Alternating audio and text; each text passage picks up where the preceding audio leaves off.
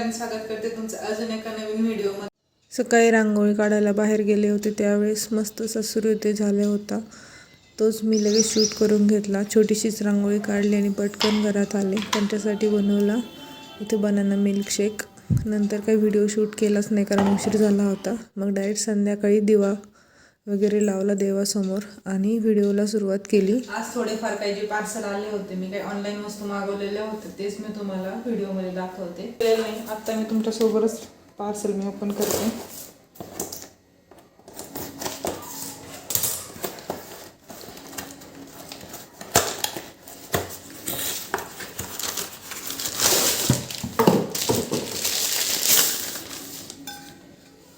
एक बॉटल मागवली होती पाण्याची। ही वरून फक्त ब्लॅक दिसते, आतून स्टेनलेस स्टीलच आहे।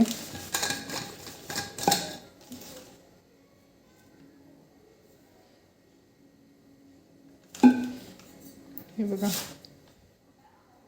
पूर्ण स्टीलची बॉटल आहे ही। आतून पण छान आहे। आता पाणी भरून बघते मी ही। तो पण मला पॅक वाटतंय। लगेच पाणी भरून चेक करूया।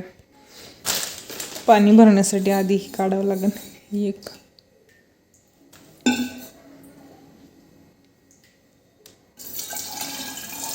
शक्यतो नाही लीक होणार कारण कंपनी चांगलीच आहे ना। याची प्राइस मी साईडला मेन्शन करते।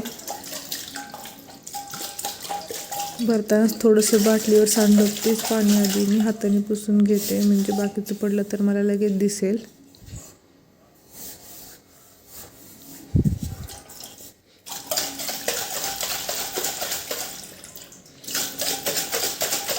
नाही, याच्यातून थेंब पण बाहेर येत नाहीये।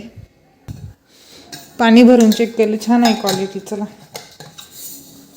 फायनल दुसरं पार्सल।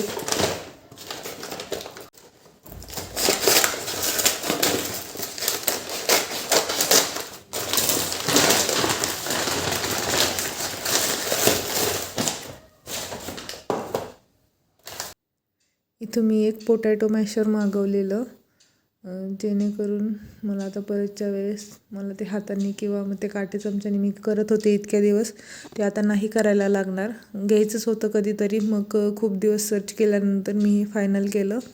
कारण हे असं फोल्ड पण होतं आणि ह्याची ग्रिप पण महत्त्वाची म्हणजे चांगली आहे। एकदम सरळ असेल तर ते एक दांडी असेल तर ते सटकण्याची भीती खूप जास्त असते। हे असं हँडल असल्यामुळे हे सटकणार पण नाही। याची क्वालिटी पण खूप छान आलेली। आणि हे बघा, तुम्हाला जवळून दाखवते। हे असं फोल्ड पण होतं, थोडंसं प्रेस करायचं आणि हे लगेच असं फोल्ड होतं। थोडंसं प्रेस करून मग परत ते आपल्याला पाहिजे असेल तर असं सरळ करता येतं। आणि याची ग्रिप पण खूप छान होती। दुसरं एक पार्सल मागवलेलं ते म्हणजे व्हेजिटेबल चॉपर होतं। ते म्हणजे क्वालिटी खूप छान होती, पण काय झालं आहे, मी सुरुवातीलाच ट्राय केलं 1-2 वेळेस, ते व्यवस्थित झालं।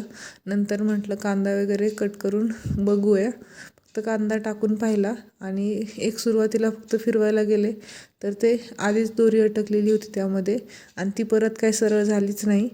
मग ते तसंच रिटर्न पार्सल केलं। क्वालिटी खूप छान होती कारण खालच्या साईडनी याला ग्रिप पण होती, जेणेकरून ते असं ठेवल्यानंतर सटकणार नाही, जागचं हलणार नाही म्हणून। पण ती दोरीच अडकल्यामुळं मला ते रिटर्न करावंच लागलं। त्यामुळे मी हे काय तुम्हाला सजेस्ट करणार नाही। हे बघा, खाली खूप छान ग्रिप पण होती। सो मी हे रिटर्न केलं। संध्याकाळी मग पिठलं भाकरीचा बेत होता, त्यासाठी हिरवी मिरची आणि लसूण आधी बारीक करून घेतला। इथं लसणाची पात, कढीपत्त्याची पानं आणि बारीक असा कांदा कट करून घेतला होता। गॅसवर कढई गरम करायला ठेवली। गरम कढई झाल्यानंतर त्यामध्ये 1 ते 1.5 पळी तेल ओतलं। नंतर त्यामध्ये मोहरी आणि जिरे तडतडून दिलं, आवाज आला पाहिजे एकदम। नंतर मग त्यामध्ये कट केलेली लसणाची पात टाकली। लसूण आधीच आपण हिरवी मिरची आणि लसणाची पेस्ट करून घेतली, त्यामुळे तो लसूण नाही तर लसणाची पात टाकली। लसणाच्या पातने चव पण छान लागते। नंतर कढीपत्ता आणि कांदा मी त्यात ॲड केला। दोन्ही एकाच वेळेस ॲड केलं म्हणजे कढीपत्त्यामुळे जास्त तेल असं बाहेर उडत नाही। इथं कांदा छान परततोय तोपर्यंत मग मी बेसन पीठ चाळून वगैरे घेत होते. इथं कांदा छान परतला आहे. मग त्यामध्ये हिरवी मिरची आणि लसणाची आपण जी मिक्सरमधून बारीक पेस्ट करून घेतली ती यामध्ये मी इथं ॲड केलेली आहे आणि छान मिक्स करून घेतलं आहे. छान मिक्स झाल्यानंतर त्यामध्ये थोडंसं मीठ आणि आपल्याला लागते तेवढी हळद मी इथे ॲड केली आहे. 1 चमचा इथं हळद ॲड केली. नंतर हळद आधी मिक्स करून घेतली म्हणजे परतून होईल. आणि नंतर मीठ पण मिक्स केलं आहे. सगळं मिक्स झाल्यानंतर एकदम छान परतल्यानंतर असं तेल सुटलं पाहिजे साईडला. सुद्धा इथे तेल असं साईडला निघाल्यासारखं दिसतं आहे. मग त्यामध्ये मी जेवढं पाहिजे तेवढं आपण त्यामध्ये पाणी ॲड करायचं. इथं पाणी ॲड केलं आहे मी. मला अजून कमी वाटत होतं मग परत थोडंसं पाणी ॲड केलं. मस्त उकळी आल्यानंतर आपण इथं असं पिठलं हाटून घेणार आहोत. थोडं थोडं पीठ घेऊन मी असं मस्त हाटून घेतलं आहे. एकदम थोडं थोडं घ्यायचं. एका वेळेस जास्त टाकलं तर त्याच्या गुठळ्या होतात आणि त्या परत व्यवस्थित बारीकही करता येत नाहीत. इथं थोडं थोडं हे करून मस्त हे करून घेतलं. टाकून घेतलं. दुसऱ्या साईडला मस्त गॅसवर अशी टम्म फुगलेली भाकरी दिसते.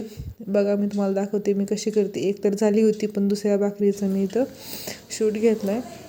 आणि भाकरी गरम झाल्यानंतर भाकरीला वरून पाणी लावायचं म्हणजे भाकरी एकदम टम्म फुगते. लगेचच्या लगेच थंड असेल आणि आपण लगेच तव्यावर टाकल्या जर त्याला पाणी लावलं तर भाकरी मस्त फुगत नाही. त्यामुळे थोडीशी गरम झाल्यानंतरच त्याला पाणी लावायचं आणि नंतर अशी परतून घ्यायची. बघा ही दुसरी पण भाकरी कशी टम्म फुगली आहे. नंतर तोपर्यंत पिठलं मी दुसऱ्या गॅसवर ठेवलं तर ते पण मस्त असं झालेलं आहे तयार. हे बघा इथं तेल सुटलेलं दिसतंय. ताटामध्ये घेतलं पिठलं वाढून आणि त्याच्यासोबत एकदम ओला कांदा आणि ज्वारीची भाकरी. एकदम मराठमोळा मेनू इथं तयार झालेला आहे. या जेवायला. व्हिडिओ आवडल्यास व्हिडिओला लाईक करा, शेअर करा आणि कमेंट करायला विसरू नका. आणि आत्तापर्यंत जर तुम्ही माझ्या चॅनलला सबस्क्राईब केलं नसेल तर सबस्क्राईब करून घ्या. बाय.